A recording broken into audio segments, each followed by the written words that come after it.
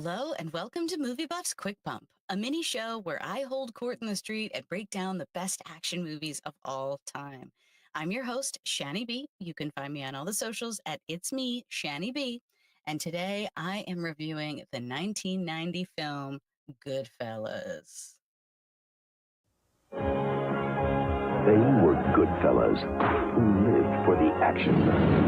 Robert De Niro, Ray Liotta, Joe Pesci. Now, from highly acclaimed director Martin Scorsese comes the action saga of 3 decades of life in the mafia. What am I supposed to do, shoot him? That wouldn't be a bad idea.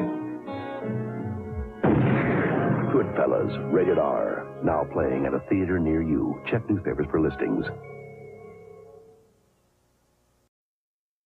They were good fellas indeed. If you haven't seen it, it's about a guy who grows up in the neighborhood, rises through the ranks of his local mob, and achieves success in the organization, only to turn state's evidence in the end. Cocaine is also involved here. To kick off this impossible mission, let me take you back to September 21st, 1990. September release date, pretty random. Seems like a kind of back to school type of timing, but whatever. It opened against Miller's Crossing and Funny About Love. I know a little bit about Miller's Crossing. I think I've heard about it before. I don't know Funny About Love, but alongside Postcards from the Edge, which is a great movie, and Ghost, which is another great movie. Tough box office to be going up against, and it did just barely make more than Postcards and Ghost, who were both well into their releases, but still making big money because Demi and Meryl at the box office. Let's go. It belonged to them. Okay. What a time. What a time. It was made for 25 million and it grossed a total of 47 worldwide. So I guess I did guess, I thought it would have made more. I definitely thought that it would have made more, but I'm sure that it's one of those things where I don't know what the exchange rate is. So I'm not sure what that kind of counts for today, but it seems like roughly made double-ish what it was made for, almost, at least. That's got to be good. At least we know everyone loves it. So there's that. I definitely expected more. All right, that brings me to my first segment called What's Your Crew? If I do this, I'm going to want to take my own men. In this segment, I'll analyze the filmmaking and evaluate the performances.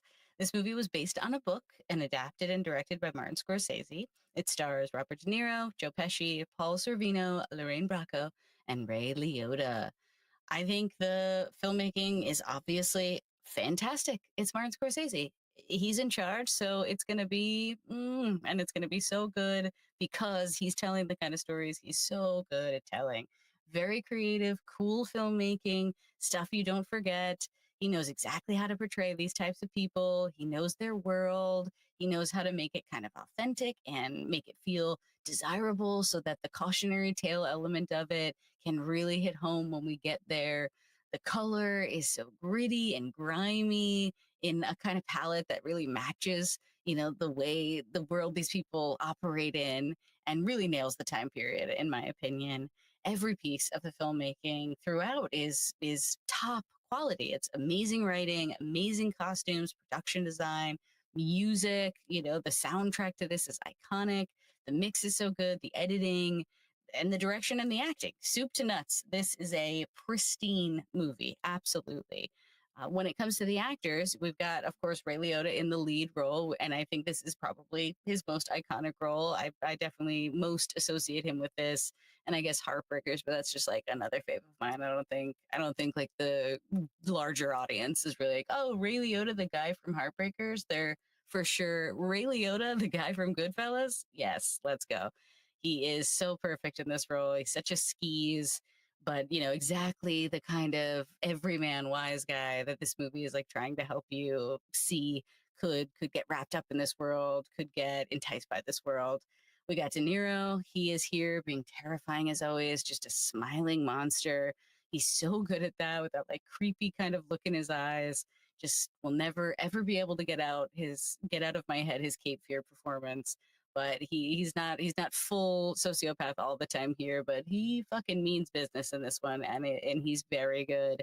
And then ultimately we have the king himself, Joe Pesci. He is amazing in this. Just such a psychopath, a total psychopath who you're like, I don't know what this guy's gonna do.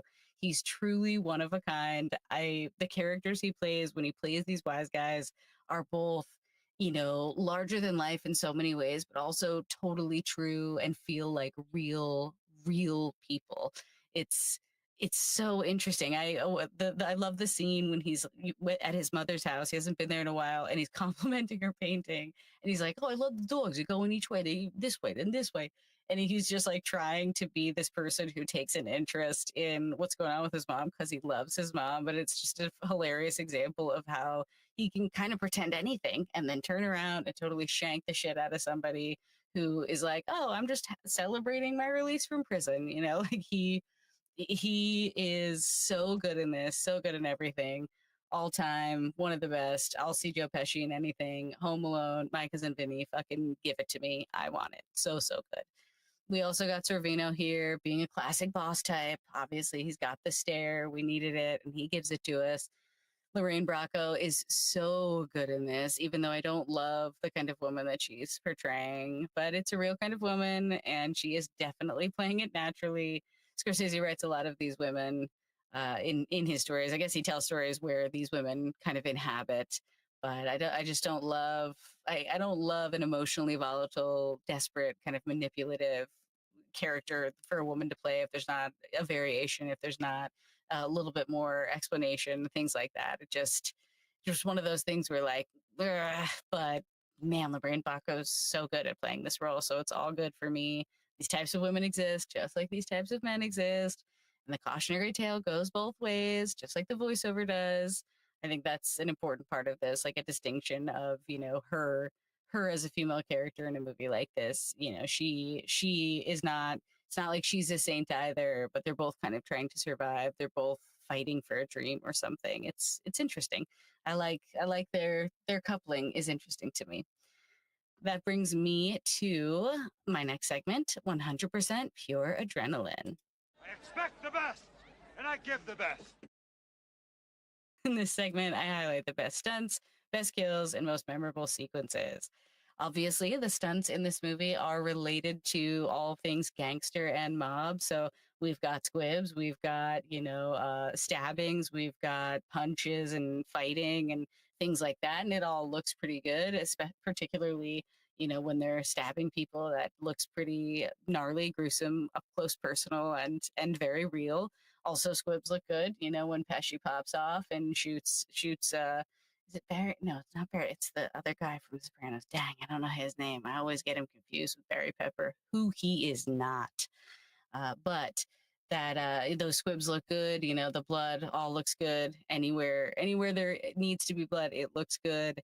And for those types of stunts, we need that grittiness. We need that messiness, and that definitely works here. And most of the stunts obviously are connected to kills. When they kill the maid guy at the bar and De Niro's just like on his stomp game, that is such a gnarly kill. It definitely sticks out to me. And then obviously it, plays a role in the storytelling, of course, but it's another reminder of like, it's all laughs until nobody's watching. And then it's like, damn, these dudes are full on psychopaths and they're ready to murder you.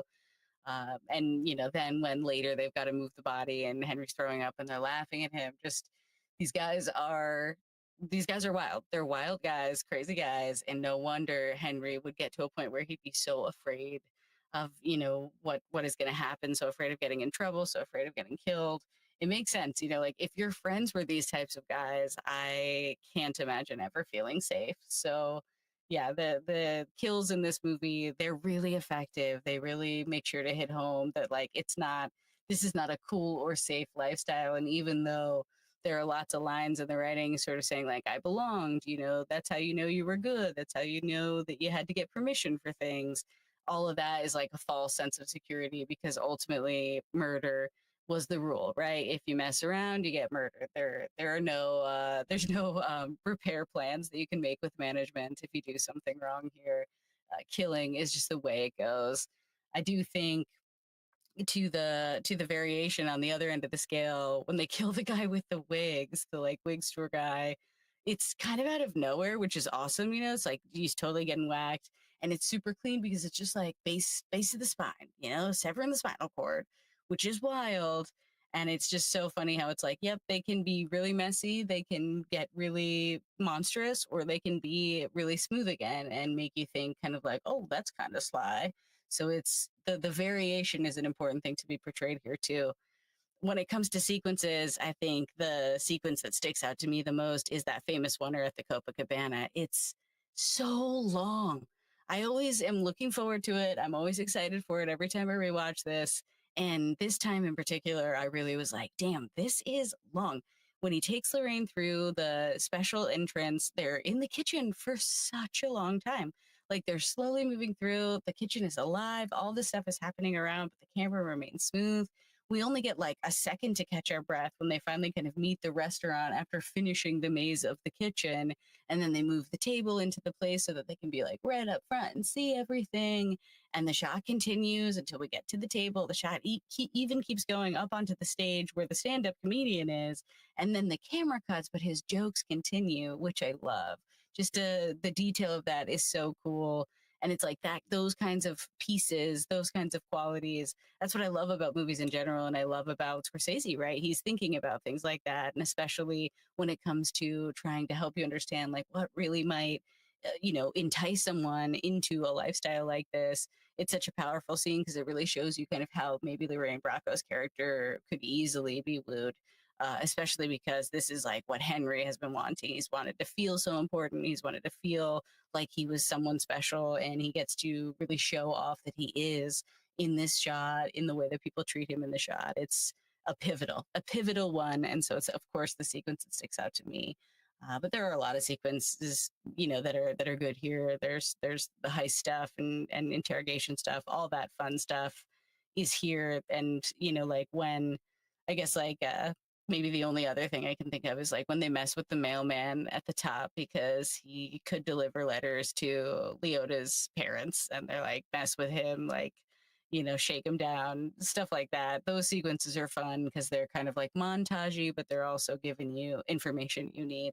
And so, yeah, I like the way that this story was told because the trailer also talks about kind of like generations within this lifestyle, and we do get to see those, and this movie's long or whatever, but it doesn't feel very long. That brings me to my final segment, dropping the hammer. You can't handle the truth. In this segment, I will rate the film out of 5 money stacks. I just can't bring myself to do cocaine bricks, lol. I love this movie. It's a perfect wise guy origin story. It has the trademark voiceover, like I mentioned, and it even switches to Lorraine Bracco's character, which is baller. It has authenticity and tenacity. I'm a notorious high grader, so I'm going to go ahead and give it a 5. This is what Scorsese does, and he does it so well, even 35 years later. This movie is so, so, so good. You got to go back and watch it. Unfortunately, it was recently on Hulu, but it, of course, got taken off. I had to rent it. And like always does happen, the second that this episode is posted, some streaming service will put it back on and they'll be like, Shannon, do you want to watch this movie? And I'll be like, all right, okay. So hopefully it comes back on soon so you can catch it because it was a great rewatch on its anniversary. And it's just a good movie regardless. So if you haven't seen it, you got to catch it. Absolutely. All right, that wraps it up for me. So you never miss a rep. Follow the show on Instagram, Facebook, and YouTube at We Stay Buff. Bulk up and subscribe to the podcast on Apple and Spotify. And don't forget to leave a positive review. 5 stars is the dream. And of course, you can follow me personally on all the socials at It's Me, Shani B. Thank you for joining me for Movie Buff's Quick Pump and breaking down Goodfellas. I'll be back in a few weeks. Until then, stay buff.